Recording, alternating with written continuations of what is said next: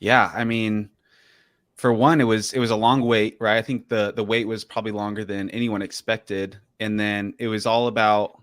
I was just thinking, like, if I were to launch PulseChain, when would I launch it? And um, I think there's two schools of thought. Like, one would be it would be best if you could launch it like right at the start of the bull market. But at the same time, I am kind of grateful that Richard did kind of launch it.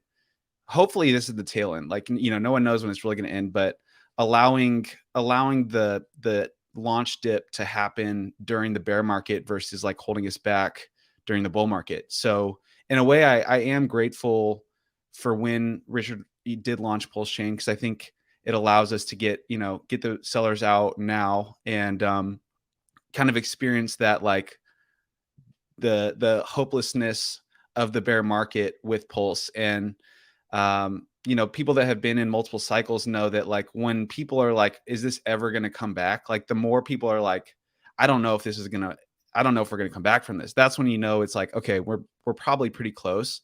But the since the launch of PulseChain, it's been an exciting time. Like you said, a lot has happened. Not only with Richard Heart products, but obviously the ecosystem is growing and figuring out how to grow. And there's been a lot of ups and downs.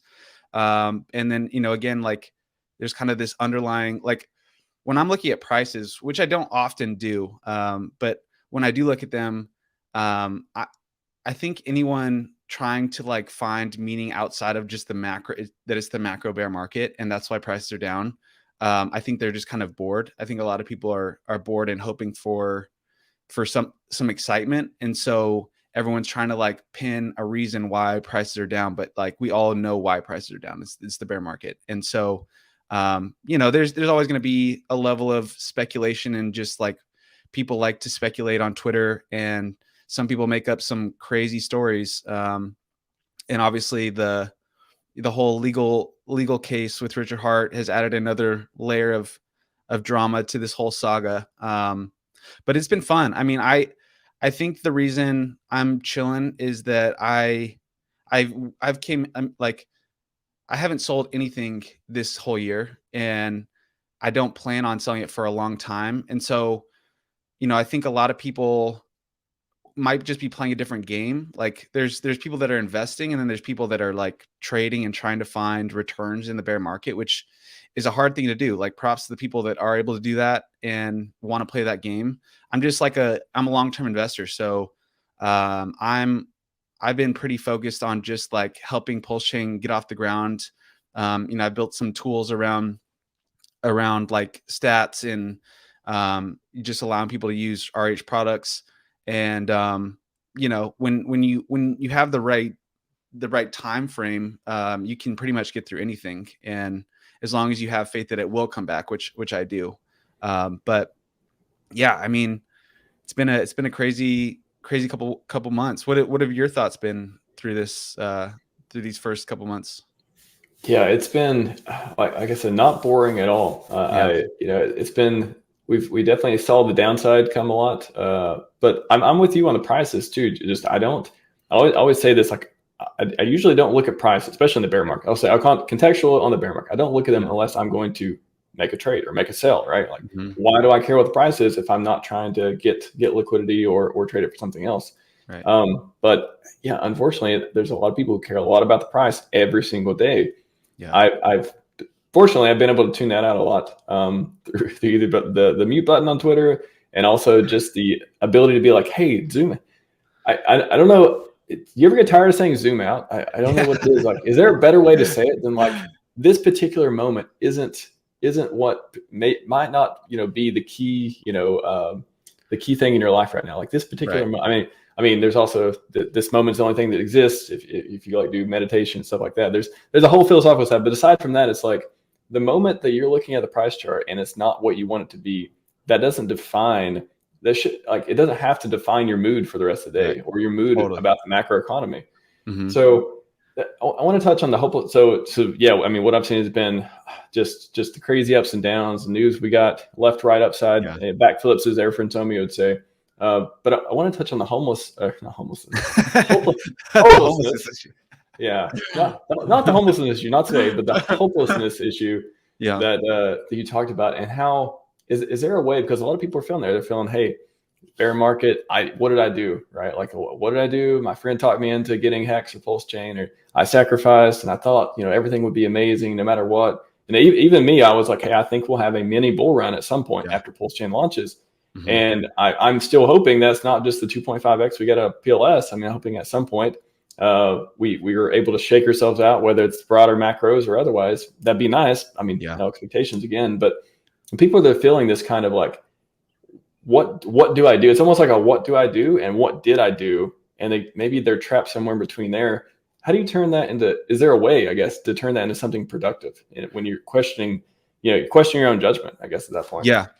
It's a really good question. And I liked how you were talking about people attaching themselves to things.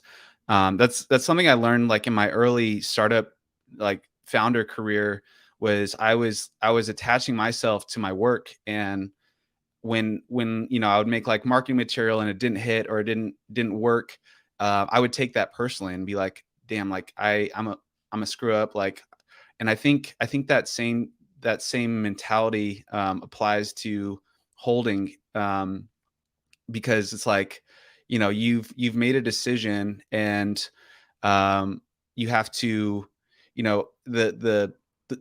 a lot of people will take the price performance as a reflection of who they are because they've attached themselves to it. And I think especially with HEX, it goes deeper, because HEX to a lot of people has become, we talk about it being a cult and like, its own religion. And I think people attach their identity to HEX. And so, that you've got to be able to separate yourself. And I say that like, because I say that waringly, because there is power in our community really, being attached to HEX, but at the same time, you can't allow it to overtake your emotions. And you see how when someone attacks HEX, like people take it like very personally. And so when the price isn't doing good, it makes sense why they're also taking that personally. And you've got to be able to remove yourself. And again, going back to like, it's all about time horizon. And, I don't know if there is a better way to call it than zooming out, but I think that in the past, when, when HEX staking was kind of the center of all of this, the idea of delayed gratification and a long-term HEX staking ladder kind of push people into long-term thinking. And that's probably one of the things I love most about HEX versus other cryptocurrencies, is that most cryptos are like, their cycles are so short. They're like maybe months, maybe a year, maybe, a couple weeks, who knows? And it's exhausting. Like it's hard to emotionally like continue to like evolve that short of a cycle. Whereas with HEX, it's like when you are planning out 15 years, it allows you to have kind of a superpower of being able to handle this long of a bear market. And, I hope I have this kind of like vision that I do think we're going to kind of have a HEX renaissance here, in the near future, where it's kind of like a coming back to Jesus moment. And I think there's a combination of a lot of new people coming into our community, and also a lot of people kind of got caught up in this new, like with PulseChain coming out, like a new mindset of kind of shorter term thinking. And so I'm hoping that we get back to what kind of made us great before, which was the long-term thinking, and we were able to get through a lot. So yeah, that removal of like self from your investments is key. But the hard part I've seen too is just being able to still interact with the community, still be around, but then not being affected, like not letting your emotions take control when the price isn't where you want it to be. It's almost like, there's one part that's, okay, just take a break, just disconnect, whatever, go away for a few months and then come back whenever you're ready. But I think a lot of people, they still want to, and I guess in a good way, want to be active in the community, right? But they're just looking or putting it's almost like the green candle syndrome. It's like, okay, my emotions are based on the candle color. Yeah. And it's like, how do you, like you said, like, how do you remove yourself from the candle color? And how do you just be okay without, no matter what the price is, no matter where we're at, as long as it's fitting in. I mean, if it's not fitting your time horizon, maybe you reevaluate that, or maybe you say, okay, am I in the right product for what I want it to do? But just not being, when I search Twitter, I did the HEX is not dead stream, just random, like, hey, I got an hour, let's do it. Yeah. And I searched on Twitter, and I just searched for hashtag HEX dead. And you see people saying, oh, not dead, not dead. But some of the dead arguments were just like, there's just nothing to them. I mean, it's just, I don't even get emotionally affected by them. I'm just like, I don't understand what you're talking about. I don't see the point. I try to look at it very objectively.